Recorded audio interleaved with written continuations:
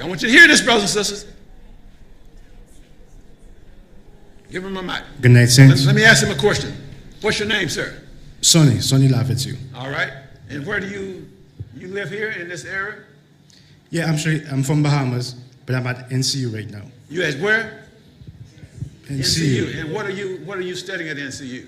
Theology. You are studying theology. Okay, good.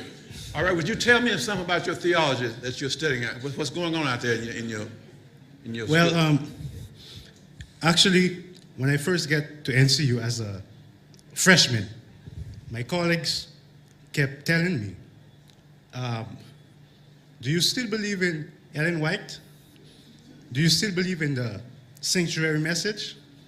Wait till you get to your third year. Mm-hmm. They kept saying, wait till you get to your third year.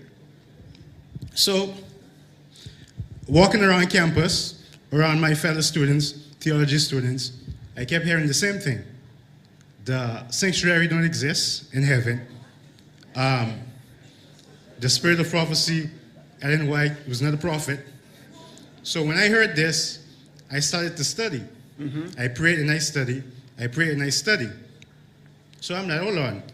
This whole thing is in the Bible. I can see it. Yes. So how come those students are believing this? So every time I go home for the summer, I would show it to the people at my church. Mm-hmm. Now, so I started praying. I said, Lord, how come I'm seeing this in the Bible, but my fellow students are, they all have the same mind. They don't believe in the spirit of prophecy.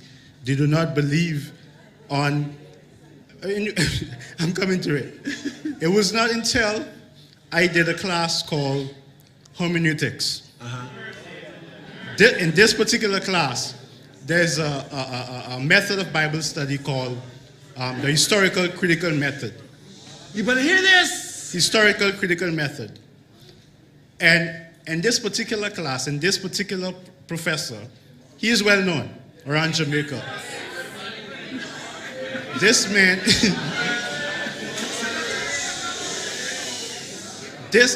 and I'm sitting in this class. I know, sometimes I say to myself, hold on. I know I am not the brightest person in the world. I know I'm not a genius. How come I'm sitting here, I'm listening to this man? I know this man is not a Seventh-day Adventist based on what he's saying.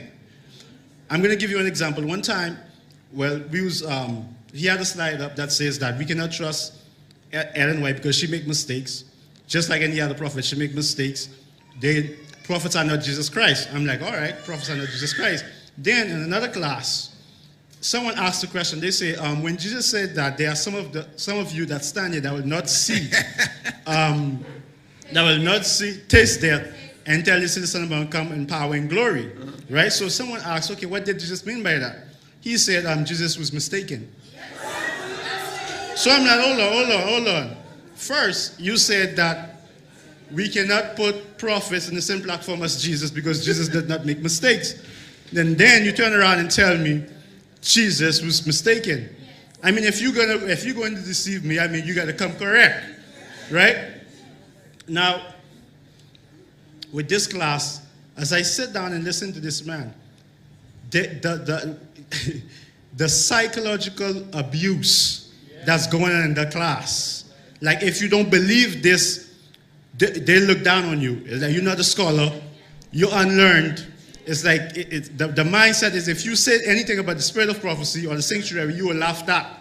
And these young men are coming to a church near you to preach. They are going to be your future pastors. I'm telling you, based on the historical critical method, and I study this thing. The fifth generation will not run this church. Go ahead, brother. And when I found out this, I said I'm going to do a study on this thing. And I started to study the historical critical method. And I found out it's coming from an atheist. Now, the young ministers who are coming to your church do not believe on the Bible. Why do you think, I'm going to ask you this right now. When last you heard a sermon in your church where the minister went from pages to pages, line upon line, precept upon precept? When last? What they will do, this is what they will do. They'll take a passage, they'll read it, they'll give you your 3 points, make you feel good, and you say, man, you go home, and they go to the conference and collect a paycheck. That's all they do. Because their conscience won't allow them to preach from certain texts.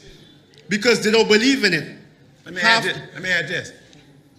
And to get your theology degree, you can no longer use the proof text method that we've been using here this week. You can't do that. That's not scholarly. You cannot do that. If you do that, they look at you as unlearned. And as